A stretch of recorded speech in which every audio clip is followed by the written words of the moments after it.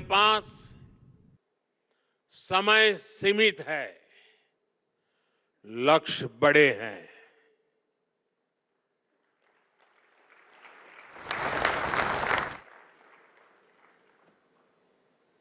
ये मैं वर्तमान स्थिति के लिए नहीं कह रहा हूं। आज यहां सरकार, एकेडमिया, साइंस और रिसर्च से जुड़े भिन्न भिन्न क्षेत्र के लोग इतनी बड़ी संख्या में उपस्थित है। ये एकजुटता, ये कॉन्फ्लुएंस, इसी को युग्म कहते हैं।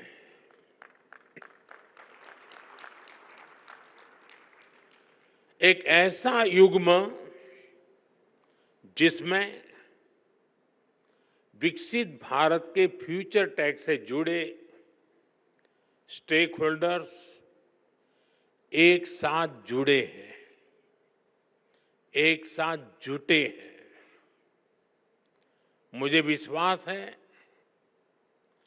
भारत की इनोवेशन कैपेसिटी और डीप टेक में भारत की भूमिका को बढ़ाने के लिए हम जो प्रयास कर रहे हैं उसे इस आयोजन से और बल मिलेगा। आज आईआईटी कानपुर और आईआईटी बॉम्बे में एआई, इंटेलिजेंस सिस्टम और bio science, biotechnology, health and medicine के सुपर हब्स की शुरुआत हो रही है।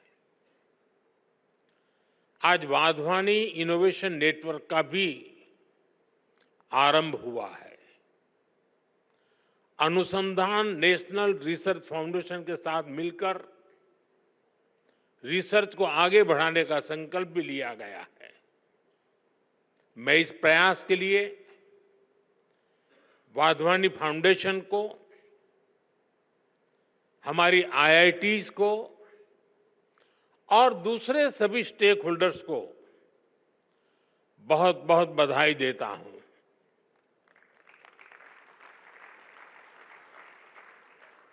विशेष रूप से मैं मेरे मित्र रमेश वाधवानी जी की सराहना करता हूं। आपके डेडिकेशन और सक्रियता से प्राइवेट और पब्लिक सेक्टर ने मिलकर देश की शिक्षा व्यवस्था में कई सकारात्मक बदलाव किए हैं। साथियों, हमारे शास्त्रों में कहा गया है, परम परोपकारार्थ यो जीवति स जीवति, अर्थात जो दूसरों की सेवा और परोपकार के लिए जीवन समर्पित करता है वही वास्तविक जीवन जीता है। इसलिए हम साइंस और टेक्नोलॉजी को भी सेवा का ही माध्यम मानते हैं। जब मैं हमारे देश में वाधवानी फाउंडेशन जैसी संस्थाओं को देखता हूं, जब मैं रमेश जी और उनकी टीम के प्रयासों को देखता हूं, तो मुझे खुशी होती है, गर्व होता है कि हम भारत में साइंस और टेक्नोलॉजी को सही दिशा में आगे बढ़ा रहे हैं।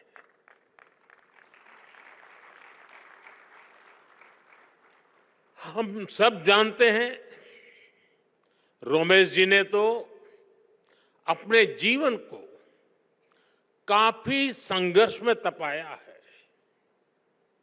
सेवा के लिए समर्पित किया है। जन्म के तुरंत बाद जब वो कुछ ही दिन के थे, तब विभाजन की विभीषिका झेलना, अपनी जन्मभूमि से पलायन के लिए मजबूर होना, बचपन में ही पोलियो जैसी बीमारी का शिकार हो जाना और उन कठिन परिस्थितियों से निकलकर इतने बड़े बिजनेस एम्पायर को बिल्ड करना, ये अपने आप में एक असाधारण और प्रेरणा देने वाली जीवन यात्रा है।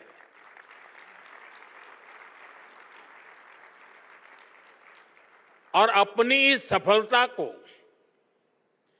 एजुकेशन और रिसर्च सेक्टर में भारत के लोगों के लिए समर्पित कर देना, भारत की युवा पीढ़ी के लिए समर्पित कर देना, भारत के उज्जवल भविष्य के लिए समर्पित कर देना, ये अपने आप में एक प्रेरक उदाहरण है। वाधवानी फाउंडेशन स्कूली शिक्षा, आंगनवाड़ी से जुड़ी टेक्नोलॉजी और एग्रीटेक में भी काफी काम कर रहा है। मैं इसके लिए और इसके पहले भी Wadhwani institute of artificial intelligence की स्थापना जैसे अवसर पर आप सबके बीच आया हूं। मुझे विश्वास है आने वाले समय में वाधवानी फाउंडेशन ऐसे ही अनेक माइलस्टोन्स गढ़ता रहेगा।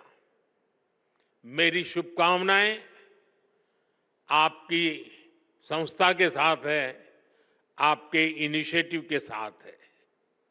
साथियों, किसी भी देश का भविष्य उसकी युवा पीढ़ी पर निर्भर होता है। इसलिए ये जरूरी है कि हम अपने युवाओं के भविष्य के लिए और उनको भारत के उज्जवल भविष्य के लिए तैयार करें। इसमें बड़ी भूमिका देश के एजुकेशन सिस्टम की भी होती है। इसलिए हम देश के एजुकेशन सिस्टम को 21वीं सदी की जरूरतों के मुताबिक आधुनिक बना रहे हैं। देश में नई नेशनल एजुकेशन पॉलिसी लाई गई है। इसे शिक्षा के ग्लोबल स्टैंडर्ड्स को ध्यान में रखकर तैयार किया गया है। नई एजुकेशन पॉलिसी आने के बाद हम भारतीय एजुकेशन सिस्टम में बड़ा बदलाव भी देख रहे हैं। National curriculum framework, learning teaching material और क्लास 1 से लेकर क्लास 7 तक नई टेक्स्ट बुक तैयार कर ली गई है। पीएम ई विद्या और दीक्षा प्लेटफॉर्म के तहत one nation one digital education infrastructure का निर्माण किया गया है। ये इंफ्रास्ट्रक्चर एआई बेस्ड है और स्केलेबल भी है। इसका इस्तेमाल देश की 30 से ज्यादा भाषाओं और 7 विदेशी भाषाओं में टेक्स्ट बुक्स तैयार करने के लिए हो रहा है। नेशनल क्रेडिट फ्रेमवर्क के जरिए स्टूडेंट्स के लिए अलग अलग विषयों को एक साथ पढ़ाना आसान हो गया है। यानी भारत के स्टूडेंट्स को अब आधुनिक शिक्षा मिलनी शुरू हुई है। उनकी कैरियर के लिए नए रास्ते बन रहे हैं। भारत ने जिन लक्ष्यों को तय किया है उसे निरंतर गति देने के लिए देश के रिसर्च इकोसिस्टम को मजबूती देना आवश्यक है। पिछले 1 दशक में इस दिशा में तेजी से काम हुआ है। जरूरी संसाधनों को बढ़ाया गया है। 2013-14 में R&D पर ग्रॉस एक्सपेंडिचर केवल 60,000 करोड़ रुपए था। हमने इसे डबल से भी ज्यादा बढ़ाकर 1.25 करोड़ रुपए से भी ऊपर कर दिया है। देश में कई state of the art research park भी स्थापित किए गए हैं। लगभग 6,000 उच्च शिक्षा संस्थानों में रिसर्च एंड डेवलपमेंट सेल्स की स्थापना की गई है। हमारे प्रयासों से देश में इनोवेशन कल्चर तेजी से विकसित हो रहा है। 2014 में भारत के 40,000 के आसपास पेटेंट फाइल हुए थे। अब ये संख्या बढ़कर 80,000 से ज्यादा हो गई है।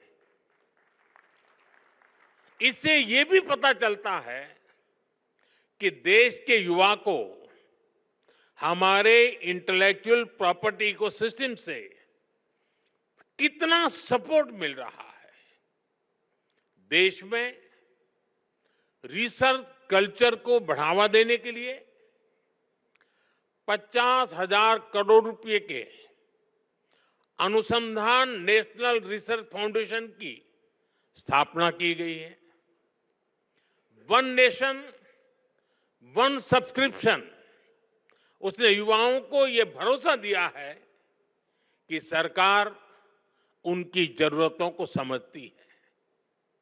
आज से इस योजना की वजह से उच्च शिक्षा हासिल करने वाले छात्रों की पहुंच वर्ल्ड क्लास रिसर्च जर्नल तक आसान हो गई है। देश की प्रतिभाओं को आगे बढ़ने में कोई रुकावट ना आए, इसके लिए प्राइम मिनिस्टर्स रिसर्च फेलोशिप की व्यवस्था बनाई गई है। साथियों, इन प्रयासों का परिणाम है कि आज का युवा सिर्फ R&D में एक्सेल नहीं कर रहा, वो खुद भी R&D बन चुका है। और जब मैं कहता हूं कि वो खुद R&D है, तो मेरा मतलब है रेडी एंड डिसरप्टिव। भारत आज अलग अलग सेक्टर्स में रिसर्च के नए माइलस्टोन स्थापित कर रहा है। पिछले साल भारत ने दुनिया का सबसे लंबा हाइपरलूप टेस्ट ट्रैक कमीशन किया। 422 मीटर का ये हाइपरलूप इंडियन रेलवे के कोलैबोरेशन से IIT मद्रास में डेवलप किया गया। IISc बेंगलोर के साइंटिस्ट ने भी एक ऐसी टेक्नोलॉजी डेवलप की है जो नैनो स्केल पर लाइट को कंट्रोल करती है।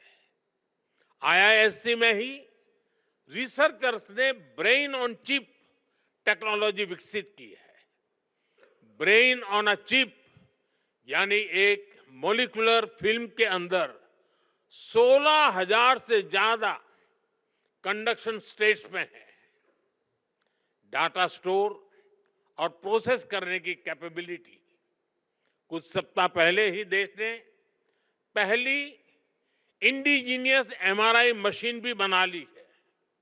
ऐसे अनेक पाथ ब्रेकिंग R&D हैं जो हमारी यूनिवर्सिटीज में हो रहे हैं। ये है विकसित होते भारत की युवा शक्ति, रेडी, डिसरप्टिव और ट्रांसफॉर्मेटिव। साथियों, भारत के यूनिवर्सिटी कैंपस आज नए डायनेमिक सेंटर्स बन रहे हैं। ऐसे सेंटर्स जहां युवा शक्ति ब्रेक थ्रू इनोवेशन को ड्राइव कर रही है। हाल ही में हायर एजुकेशन इंपैक्ट रैंकिंग में भारत ग्लोबल लेवल पर सबसे ज्यादा रिप्रेजेंटेड रहा। 125 देशों के 2000 इंस्टीट्यूशन में से 90 से ज्यादा यूनिवर्सिटी भारत से थी। 2014 में क्यूएस वर्ल्ड रैंकिंग में भारत के केवल 9 इंस्टीट्यूट्स और यूनिवर्सिटीज थी। 2025 में ये संख्या 46 हो चुकी है। दुनिया के टॉप 500 हायर एजुकेशन इंस्टीट्यूट्स में भारतीय संस्थानों की संख्या भी पिछले 10 वर्षों में तेजी से बढ़ी है। अब विदेशों में हमारे प्रमुख संस्थानों के कैंपस खुल रहे हैं। अबू धाबी में आईआईटी दिल्ली, तंजानिया में आईआईटी मद्रास, इसके कैंपस खोले गए हैं। दुबई में आईआईएम अहमदाबाद का कैंपस खोले जाने की तैयारी है। और ऐसा नहीं है कि सिर्फ हमारे टॉप संस्थान ही बाहर कदम रख रहे हैं, बाहर के भी टॉप संस्थान भारत आ रहे हैं। भारत में दुनिया की टॉप यूनिवर्सिटीज के कैंपस खुलने की शुरुआत हो चुकी है। इससे एकेडमिक एक्सचेंज बढ़ेगा, रिसर्च की फील्ड में कोलैबोरेशन बढ़ेगा, हमारे छात्रों को क्रॉस कल्चरल लर्निंग का एक्सपोजर भी मिलेगा। साथियों, टैलेंट, टेम्परामेंट और टेक्नोलॉजी की ट्रिनिटी ही भारत के भविष्य को ट्रांसफॉर्म करेगी। इसके लिए हम भारत के बच्चों को बचपन में ही जरूरी एक्सपोजर दे रहे हैं। अभी हमारे साथी धर्मेंद्र जी ने विस्तार से बताया, हमने अटल टिंकरिंग लैब जैसे इनिशिएटिव लिए हैं। अभी तक देश में 10,000 अटल टिंकरिंग लैब खोली जा चुकी है। इस बजट में सरकार ने 50,000 और अटल टिंकरिंग लैब खोलने की घोषणा की है। विद्यार्थियों को फाइनेंशियल सपोर्ट देने के लिए पीएम विद्यालक्ष्मी योजना भी शुरू की गई है। हमारे स्टूडेंट्स अपनी लर्निंग को एक्सपीरियंस में तब्दील कर सके, इसके लिए हमने 7,000 से ज्यादा इंस्टीट्यूट्स में इंटर्नशिप सेल स्थापित किए हैं। युवाओं में नए स्किल्स विकसित करने के लिए आज हर संभव प्रयास किया जा रहा है। इन युवाओं के टैलेंट, टेम्परामेंट और टेक्नोलॉजी की ये ताकत ही भारत को सफलता के शिखर तक लेकर जाएगी। साथियों, हमने विकसित भारत के लक्ष्य के लिए अगले 25 वर्षों की समय सीमा तय की है। हमारे पास समय सीमित है, लक्ष्य बड़े हैं।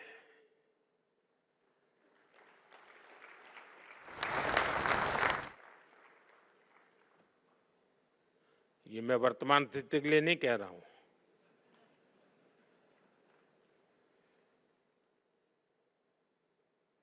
और इसलिए ये जरूरी है कि हमारे आइडिया की प्रोटोटाइप से प्रोडक्ट तक की यात्रा भी कम से कम समय में पूरी हो। जब हम लैब से मार्केट तक की दूरी को कम कर देते हैं तो रिसर्च के परिणाम लोगों तक तेजी से पहुंचने लगते हैं। इससे रिसर्च को भी मोटिवेशन मिलता है, उनके काम, उनकी मेहनत का इंसेंटिव उन तक पहुंचता है। इससे रिसर्च, इनोवेशन और वैल्यू एडिशन के व्हील को और गति मिलती है। इसके लिए जरूरी है कि हमारा पूरा रिसर्च इकोसिस्टम एकेडमिक इंस्टीट्यूशन से लेकर इन्वेस्टर्स और इंडस्ट्री तक हर कोई रिसर्च के साथ खड़ा हो, उन्हें गाइड करे। इंडस्ट्री लीडर्स इस दिशा में एक कदम और आगे ला सकते हैं और वो हमारे युवाओं का मार्गदर्शन कर सकते हैं, फंड की व्यवस्था कर सकते हैं और साथ मिलकर नए सॉल्यूशन डेवलप कर सकते हैं। इसलिए सरकार रेगुलेशंस को सिंप्लीफाई करने, अप्रूवल्स को फास्ट ट्रैक करने के प्रयासों को भी गति दे रही है।